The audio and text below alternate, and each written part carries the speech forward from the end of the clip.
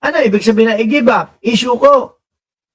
Tapos doon sa Net 25, nagbobolahan sila ng mga kasama niyang mga uto-uto na ano daw, di ba siya, ang sinasabi mo lang daw, question na lang, mahilig ko sa laban bawi. Yan yung mga pagsubok at sinusubukan nilang mga Pilipino kung kakagat ba. Merong mga kumakagat. Sino po? Mga DDS. Sila ho, mga nag-uutuan. Sabi nung kaibigan ko na si Paulo Saison, gawing probinsya ng China ang Tarlac at ang Davao. Ewan ko dyan sa mga yan. No? Tingin ko naman, lalo na sa Davao. Lalo na sa Davao, aalma din yung mga taga Davao dyan eh. Hindi papayag, hindi papalag eh. Kasi hindi naman nila kayang sabihin at hindi naman pwedeng, hindi naman makatotohanan na puro lang po ano yun. Puro lang po mga Duterte ang Davao. Ang lawak po ng Davao. At naniniwala ho ako, mga kababayan, na merong mga taga Davao na ayaw din sa kanila. Di ba? Meron nga akong, may kilala akong vlogger. Hindi ko yung papangalanan, ha? Kaya lang daw naging DDS vlogger kasi taga Davao eh. Ano ibig sabihin nun? Siyempre, baka mapag-initan siya, kalugar nila, tapos nandun lang, malapit sa lugar nila. Diba? Tapos babati ko siya sa mga Duterte. Yun lang ho yung chismis-chismisan. Ngayon, eto yung interview. 6 in 10 Philippines. Ito po yung interview ni Marcoleta na ipinapakalat po, international news, mga bossing, na ang mga Pilipino ay walang alam o hindi alam kung ano talaga ang totoo sa West Philippine Sea. Eto ho. According to a new poll, 6 in 10 Filipinos distrust China and view it as the greatest threat to your nation. So, how can the cooperation you promote be possible given such public opinion, and to what extent are the people in the Philippines actually ready for a potential compromise? Because our people are not yet well informed about the complex. Boss Tariela, payag ka nito. Sa kabila po nung pag-i-educate nyo sa mga kapwa natin Pilipino, sa kabila po ng pinapaniwalaan ng mga Pilipino na ito pong mga isla na ito, sa kabila po na meron tayong backup na UNCLOS, mga bossing, tapos ito yung sasabihin ni Marcoleta. Nung panahon ho ng 2026, panahon ng dating Pangulong Rodrigo Duterte, mga kababayan, dyan ho nagsalita, dyan ho nagsabi, dyan ho naglabas ng resulta ang UNCLOS 2016 ho. Na sinasabi, Pilipinas ang may karapatan sa West Philippine Sea. Pilipinas ang may karapatan sa mga isla na yan. Ano ginawa ni Digong? Wala. Wala. Lupa, tubig, dagat lang yan. Meron niya ako pinost doon sa sa Facebook ko eh. Sinasabi ni dating Pangulong Duterte, tubig lang yan. Hayaan. Parang baliw yan na tumakas daw sa mental hospital dahil marami daw baliw doon na mga nakaputi lahat, sabi ni Paulo Saison. Tuloy.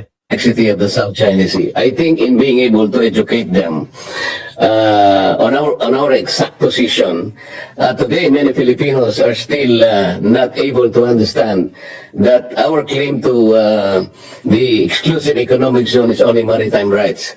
These are only sovereign rights. Mamaya ho, meron tayong meron tayong ipapakita dito na mismo ho, mga bossing, maritime lawyer. But some quarters in our country are saying that Sinasabi niya, maritime rights daw po, at hindi sovereign rights. our maritime rights are is equivalent to territory. This is something that they do not understand. Yun daw hindi natin naintindihan. Ngayon eto mga kababayan, J. Batong Bakal. mismong maritime lawyer ho. tapos ang West Philippine Sea. Meron ho ba talaga tayong exact data para malagay sa mapa kung hanggang saan lang po ba natatapos ang West Philippine Sea? Opo, meron naman po kasi ang basehan naman doon ay susukatin lamang ng 200 nautical miles mula sa baselines. Yung baselines po nasa RA 9522. So susukatin mo lang, basta na pumasok sa loob ng 200 nautical miles yung issue o yung nangyayari, eh di pasok na yun sa ICC. Yun lang kasimple yun. Okay, kasi iko-quote ko lang po, Attorney Jay, dahil ito po ay galing na mismo sa news report. Ang binabanggit po ni Senador Rodante Marcoleta na hindi daw isinasaad ng arbitral award na ipinanalo ng Pilipinas kung saan daw nagtatapos ang West Philippine Sea. Ang sabi po ni Senador Marcoleta, yung po Republic Act 9522, alin ba ito? Yung Philippine Archipelagic Baseline Law, no? Merely defined, ito po quoting merely defined the Philippine archipelagic baseline from which to measure the territorial sea, exclusive economic zone, and continental shelf, but did not, sabi po niya, but did not determine the exact area of the WPS. Sabi po niya gano'n. Well, kasi ang hinahanap niya ay meets and bounds, coordinates, no? Pero hindi niya naiintindihan ang konsepto ng coordinates. Ang coordinates ay isang point. Now, in order to create a line, you need at least 2 points. In order to create a curved line, di ba, puro kurbado yung mga Yes. yung mga zone natin, you need an infinite number of points. Ganun kasi yun No, yung mapa ng Pilipinas. Tama. So, actually, yung hinihingi niya, hindi po talaga tama yan. Dahil una, pinipilit niya na kailangan daw yung meets and bounds para ma-establish yung ating trade. Mali po yun. No? Ang kailangan lang natin, Sandali, sir. Manggagalit sa'yo si Marcoleta, pupunta ng Net 25 yung babanatan ka doon sa Net 25. Silang magkakakampi, nag-uutuan, no? ay mapakita yung ating entitlement bilang coastal state. Eh, napatunayan na naman natin yun. After all, we are coastal state and vinindicate na tayo ng arbitral tribunal. Ito yung sinasabi ho, mga bossing. Sandali lang ha. Ito yung sinasabi ho nung anak ni Juan Ponce Enrile. Na Pilipino versus Filipino government. Diba? Gagamit ng pera ang China para mismong tayong mga Pilipino ang magkagulo at sila maging easy-peasy na lang kung ano yung mga gusto nila mangyari. Now we are entitled to the full 200 nautical miles. No? So, hindi issue yung wala ang meets and bounds. Yung sinasabi niya, kailangan daw ng mapa ng meets and bounds para mag-claim ka ng lupa, hindi po yun applicable sa dagat. No? Yes. Dahil iba po ang batas sa dagat. Opo.